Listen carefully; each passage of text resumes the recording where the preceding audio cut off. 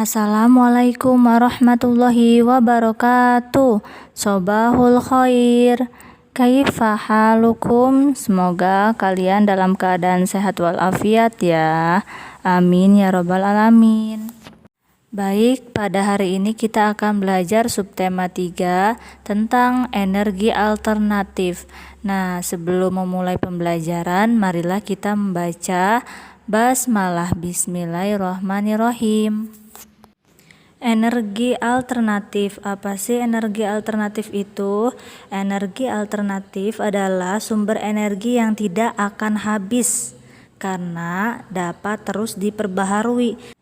Proses pembentukan energi alternatif memanfaatkan energi di alam yang terus-menerus ada, seperti diperoleh dari angin, air, matahari, dan panas bumi.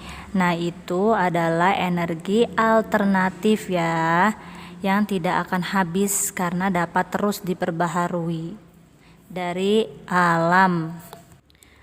Baik, kemarin kita sudah belajar tentang sumber energi terbesar di bumi, yaitu matahari yang memiliki energi panas dan cahaya. Nah, energi matahari itu bisa dijadikan energi listrik ya, melalui alat pembangkit listrik tenaga surya atau bisa disebut PLTS. Nah, sayangnya harga sel surya itu sangat relatif mahal ya. Nah, di sini juga ada angin. Angin merupakan sumber energi alternatif. Nah, tenaga angin sudah dimanfaatkan sejak dahulu untuk menggerakkan kapal layar ya. Kini tenaga angin dimanfaatkan untuk menghasilkan listrik. Alat yang digunakan untuk mengubah energi angin menjadi energi listrik disebut aerogenerator atau bisa disebut juga dengan kincir angin ya. Yang tadi PLTS pembangkit listrik tenaga surya, dan ini PLTB ya, pembangkit listrik tenaga bayu. Kelebihan PLTB adalah sumber energi yang murah dan selalu ada. Penggunaan tidak menghasilkan limbah beracun dan berbahaya. Nah, sedangkan dampak negatifnya adalah polusi suara dari putaran kincir, gangguan sinyal televisi, dan kematian hewan yang terkena bilah kincir seperti burung dan kelelawar. Selain matahari dan angin, air yang kita manfaatkan sehari-hari juga memiliki energi. Aliran air yang deras dapat menggerakkan generator untuk menghasilkan energi listrik pada pembangkit listrik tenaga air atau bisa disingkat PLTA. Nah, itu cara kerjanya seperti yang ada di gambar ya. Sumber energi alternatif lainnya adalah panas bumi. Panas bumi berasal dari lapisan batuan di dalam bumi yang sangat panas. Nah, energi panas tersebut dimanfaatkan untuk pembangkit listrik tenaga panas bumi. Panas bumi digunakan untuk mendidihkan air sehingga menghasilkan uap panas. Uap panas kemudian digunakan untuk menggerakkan turbin. Nah, turbin memutar generator sehingga menghasilkan listrik. Tumbuh-tumbuhan seperti kelapa, kedelai, sawit, dan jarak juga dapat dimanfaatkan untuk menghasilkan bahan bakar alternatif. Contohnya yaitu biosolar. Nah, biosolar ini merupakan pengganti bahan bakar solar yang asalnya dari campuran solar dan tumbuh-tumbuhan ya. Nah, selain itu juga ada biodiesel. Biodiesel adalah bahan bakar pengganti solar yang terbuat dari tumbuhan. Tumbuhan yang dapat dijadikan bahan bakar adalah tumbuhan berbiji yang mengandung minyak, misalnya bunga matahari, kelapa sawit, jarak pagar, kacang tanah, dan kedelai. Inilah proses pengolahan minyak jarak untuk menghasilkan biodiesel.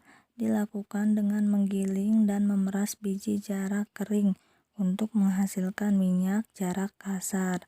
Selanjutnya, minyak jarak kasar disaring untuk menghasilkan minyak jarak bersih. Biodiesel dan biosolar memiliki keunggulan dibandingkan solar. Asap hasil pembakaran biosolar dan biodiesel lebih bersih dan ramah lingkungan ya. Namun, biosolar memiliki kelemahan. Biosolar menghasilkan tenaga yang lebih rendah dibandingkan solar murni. Oleh karena itu, biosolar tidak sesuai jika digunakan pada kendaraan alat angkut beban. Selain dari tumbuhan, biogas juga bisa terbuat dari kotoran hewan dan limbah pertanian untuk dimanfaatkan untuk menghasilkan biogas. Nah, biogas digunakan sebagai bahan bakar untuk memasak. Proses pembuatan biogas dapat dilakukan dengan cara sederhana ya. Mula-mula kotoran dicampur dengan air dalam wadah besar yang tertutup rapat. Nah, kotoran akan menghasilkan gas setelah kurang lebih 14 hari. Nah, hasil biogas kemudian disalurkan melalui selang atau pipa. Seperti itu. Nah, penggunaan biogas ini sangat menguntungkan karena penduduk dapat menghemat biaya pembelian gas untuk memasak. Nah, biogas juga tidak mencemari lingkungan. Kualitas biogas juga tidak kalah dari bahan bakar gas yang dijual di pasaran karena memiliki kandungan energi yang tinggi. Nah, oleh karena itu biogas sangat cocok untuk menggantikan minyak tanah, gas LPG, batu bara, dan bahan bakar fosil lainnya. Nah, selain itu, ampas atau sisa pembuatan biogas masih dapat digunakan sebagai pupuk oleh petani. Energi listrik dapat dimanfaatkan oleh semua orang. Semua orang berhak memanfaatkan energi, namun mereka juga berkewajiban untuk menjaga kelestariannya. Hak dan kewajiban harus dilakukan secara seimbang. Nah, contoh hak ketika bermain. Yang pertama, diberikan waktu bermain oleh orang tua. Yang kedua, bermain dengan siapa saja. Lalu yang ketiga, mendapat giliran bermain. Itulah hak ketika bermain. Nah, setiap hak pasti ada kewajibannya ya. Nah, kewajiban kita bermain adalah tidak lupa waktu ketika bermain. Lalu memberi kesempatan setiap orang untuk bermain. Lalu bermain dengan secara jujur. Dan tidak lupa juga menjaga kebersihan tempat bermain. Nah, kita juga perlu menjaga kelestarian sumber daya alam seperti air, udara, dan tanah. Nah, cara untuk menjaga kesuburan tanah adalah menggunakan pupuk alami, misalnya pupuk kompos atau pupuk kandang. Selain itu, sebaiknya tidak membuang sampah sembarangan. Nah, pernahkah kalian melihat sepeda listrik? Sepeda listrik dilengkapi dengan tenaga listrik sehingga dapat digunakan tanpa dikayuh. Nah, sepeda listrik dapat menjadi pilihan alat transportasi yang aman dan praktis. Ketika melewati jalan yang menanjak, pengguna sepeda listrik tidak akan merasa lelah. Nah, selain itu, sepeda listrik juga lebih ramah lingkungan karena tidak memerlukan bahan bakar minyak sehingga tidak menghasilkan asap penyebab polusi. Nah, penggunaan sepeda listrik dapat menjadi salah satu solusi untuk menghemat penggunaan bahan bakar agar tidak ada polusi udara yang berlebih. Baik, setelah kita belajar tentang energi, nah kita akan belajar berhitung kembali ya, agar lebih paham ya. Di sini ada soal yang seperti ini ya. Nina senang menggambar. Ia mulai menggambar pada pukul 15.30. Nah, pukul 15.30 ini adalah pukul setengah 4 sore. dan selesai pada pukul 16:15 menit.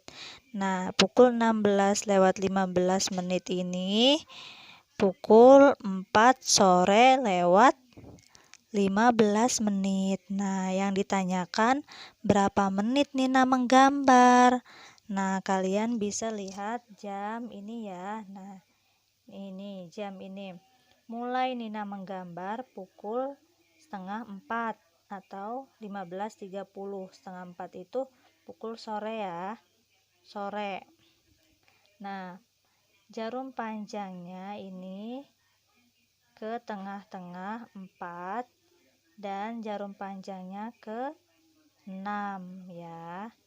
Karena ini sore berarti dihitungnya dari 12 langsung diteruskan 13, 14, 15 jam 15. Nah, kalau diteruskan berarti sore dan di sini malam ya. Oke, jam 15:30. Nah, 30 ini menunjukkan di angka 6. Caranya begini. 5 ditambah 5, kalau menit itu di sini ditambah ya. Ini setiap angka 5, poinnya 5, 5, 5 sampai 5 semuanya. Di sini 5 tambah 5, 10, tambah 5, 15, tambah 5, 20, tambah 5, 25, tambah 5, 30. Maka jamnya menunjukkan, jarum panjangnya menunjukkan ke angka 6. Baik, mulainya Nina menggambar pukul 15:30 atau jam 3:30. Lalu selesainya pukul 16:15 menit atau pukul 4:15 menit. Nah, bagaimana caranya? Berapa menit Nina menggambar? Caranya begini ya. Kita lihat ini jarum panjangnya ke-6. Nah, jadi kita fokus ke jarum panjangnya ke-6 ya. Jarum panjangnya ke-6 ini ya tadi. Nah, lalu selesai pukul 16:15 menit. Maka dari itu jarum panjangnya pindah ke angka 3. Kenapa ke angka 3? Karena ini menunjukkan menit ya. Jarum panjang ini menunjukkan menit. Ini menit. Nah, 30 juga menit. Nah, jadi 15 ini dari mana? Dari sini tadi 1. 1 ini dihitung 5. 2 ini dihitung 5. Jadi 5 tambah 5 10 tambah 5 15. Berarti jarum panjangnya ke 3 15 ya. Nah, kembali lagi ke sini. Tadi jarum panjang awal itu ada di 6. Lalu jarum panjangnya harus pindah ke angka 3 karena lewatnya 15 menit. Tuh, 15 menit. Kita tambahkan 5 ditambah 5 10 ditambah 5 15 ditambah 5 20 ditambah 5 25 ditambah 5 lagi 30 ditambah 5 lagi 35 ditambah 5 lagi 40 ditambah 5 lagi 45. Nah, di sini 45 menit. Jadi Nina menggambar selama 45 menit. Dan kalian fokus dari jarum panjangnya ya. Jarum panjangnya tuh menit. Kalian fokus ke menit. Nah, menitnya ada di 30, berarti ada di 6, angka 6. Nah, 15 berarti ada di angka 3. Ya, berarti dari 6 ke angka 3 berapa jaraknya? Berapa lamanya? Tuh. Menghasilkan angka 45 menit. Nah, jadi Nina menggambar selama 45 menit. Nah, seperti itu ya. Atau kalian bisa menggunakan cara bersusun ke bawah seperti ini ya. Jam 16 lewat 15 menit dikurangi jam 15 dikurangi 30 menit. Nah, caranya seperti apa? 15 dikurangi 30 menit. 15 menit dikurangi 30 menit bisa tidak? Tidak bisa ya. Caranya menguranginya 2 ya, 2 angka jangan 15 dikurangi 30 jadi berapa? Tidak bisa ya, otomatis kita pinjam ke 16, pinjam berapa? Pinjam 1. Nah, satunya ini 1 jam. Nah, 1 jam ini sama dengan 60 menit. Nah, 1 jam ini 60 menit. Jadi seperti apa? Nah, jadi 60 ditambah 15. Nah, ditambah 15 sama dengan 75 menit ya. Nah, habis itu 75 menit nih, ini berubah menjadi 75 menit. Yang tadinya 15 jadi 75 menit. Karena tadi minjam 1 jam ke sebelahnya. 1 jam itu 60 menit. Nah, 60 menit ditambah 15 menit yang tadi di sini sama dengan 75 menit. Nah, 75 menit dikurangi 30 menit sama dengan ya 45 menit. Nah, di sini 16 ini yang tadinya 16 berubah menjadi 15 ya, berubah jadi 15 karena sudah diambil 1 jam atau 1 nih ke sebelahnya tadi. Jadi 15 dikurangi 15 sama dengan 0 ya, jadi hasilnya itu 45 menit tuh. Jadi Nina menggambar selama 45 menit. Nah, seperti itu ya. Ini cara yang kedua. Baik, di sini ada soal yang seperti ini ya. Perhatikan gambar makanan olahan berikut. Nah, di sini jika sekarang tanggal 12 November 2018, berapa lama lagi sisa waktu ikan kalengan masih dapat dimakan? Nah, caranya gimana? Nah, pertama kita lihat dulu ya. Ini baik digunakan sebelum. Nah, ini sebelum tanggal berapa, bulan berapa, atau tahun berapa. Nah, Miss zoom ya, atau Miss tulis di sini. Nah, Miss tulis di sini tadi tulisan yang ada di kalengan ikan tuna. Nah, ini ditulis baik sebelum digunakan sebelum. Nah, 0201/2019. Nah, gimana cara bacanya ini? Angka yang seperti ini. Cara bacanya 02 itu berarti di sini tanggal 2/01 itu ini 2 angka ini berarti bulan 1. Kalau bulan 1 berarti bulan Januari. Nah, lalu ini 2019 berarti ini menyatakan tahun ya. Nah, menyatakan tahun. Jadi tanggal 2 bulan Januari atau bulan 1 tahun 2019. Baik digunakan sebelum tanggal ini. Kalau sudah tanggal ini atau lewat dari tanggal ini, itu artinya ikan tuna kalengan tersebut sudah kadaluarsa. Nah, seperti itu ya cara membacanya. Cara membaca angka yang disatukan seperti ini, rapat ya, tidak dipisah-pisah. Nah, seperti itu. Baik, kita kembali ke pertanyaan ya. Katanya sekarang tanggal 12 November 2018. Nah, ikan kemasan kaleng baik digunakan sebelum ini ya. tanggal 2 bulan 1 tahun 2019. Ini sama dengan tanggal 2 Januari, bulan 1 itu Januari tahun 2019. Nah, ini November, di sini kan sekarang tanggal 12 November, berarti di sini bulannya tulis November, ditulis November sampai bulan Januari. Nah, sebelum ikan kemasan tersebut digunakan sebelum bulan Januari, sebelum lewat dari 2 Januari.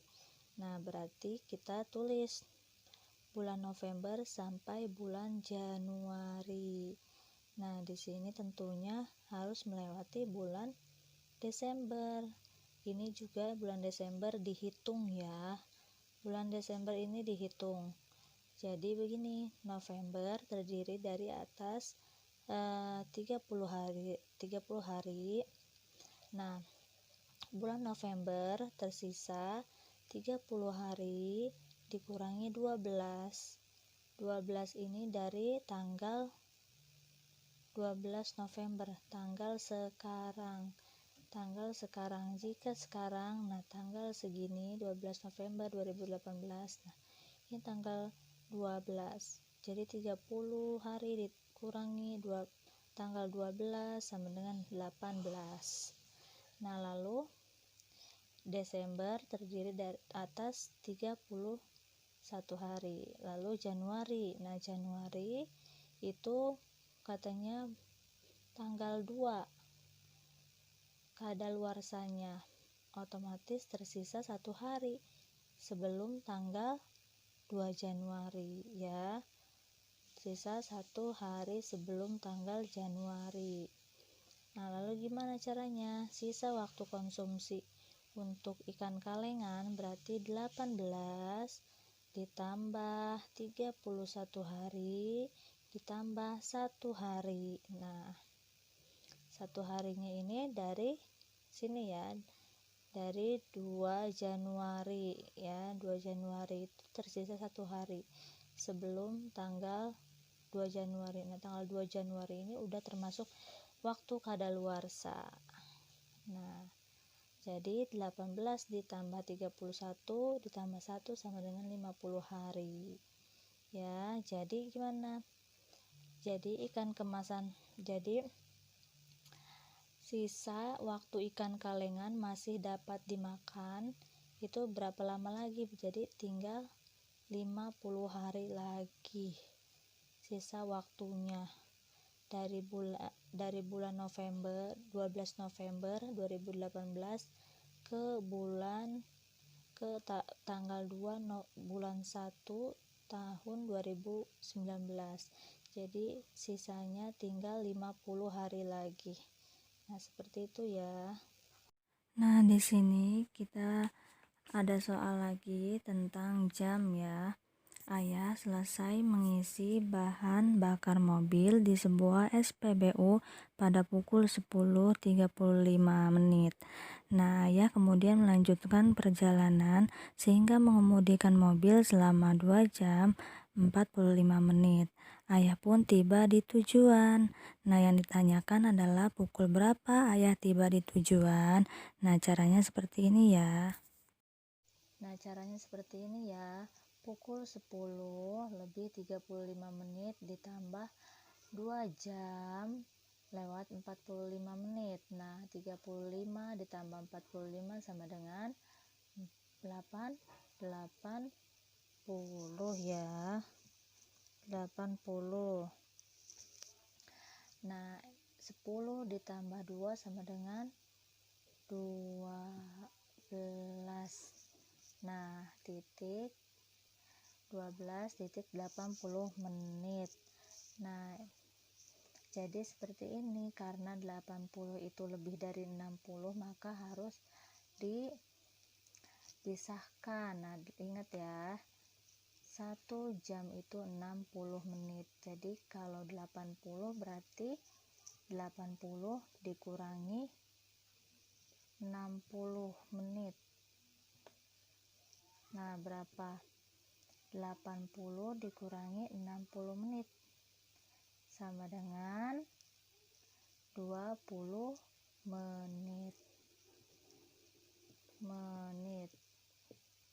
Nah, 60-nya dari mana? Dari 80 ya. Tidak ada 80 menit. Ini melebihi dari 60 menit. Maksimal itu sampai 60 menit ya. Jadi 60 menit ini udah masuk 1 jam. Nah, jadi 80 sama dengan 1 jam 20 menit. Nah, seperti itu ya. Jadi ayah sampai di tujuan pada pukul berapa? Tadi pukul 12 ya. Pukul 12 ini ditambah 1. Jadi pukul 13 titik berapa? Sisanya titik 20 menit. Nah, jadi ayah sampai di tujuan pada pukul 13 titik lewat 20 menit atau pukul 1 siang lewat 20 menit. Nah, seperti itu ya caranya. Jadi 80 ini harus dikurangi dulu dengan 60. Ya, kenapa dikurangi 60? Agar kita tahu berapa sisa menitnya. Karena 80 ini sudah melewati 1 jam, berarti kita harus mengurangi 60. Nah, 80 sama dengan 1 jam 20 menit. Nah, di sini 12 pukul 12 ditambah 1 jam berarti pukul 13. Menitnya hasilnya dari yang tadi yang dihitung dulu. Dari 80 dikurangi 60 sama dengan 20 menit. Nah, seperti itu ya caranya. Nah, mungkin itu saja dari Miss Elis. Kurang lebihnya mohon maaf. Wassalamualaikum warahmatullahi wabarakatuh.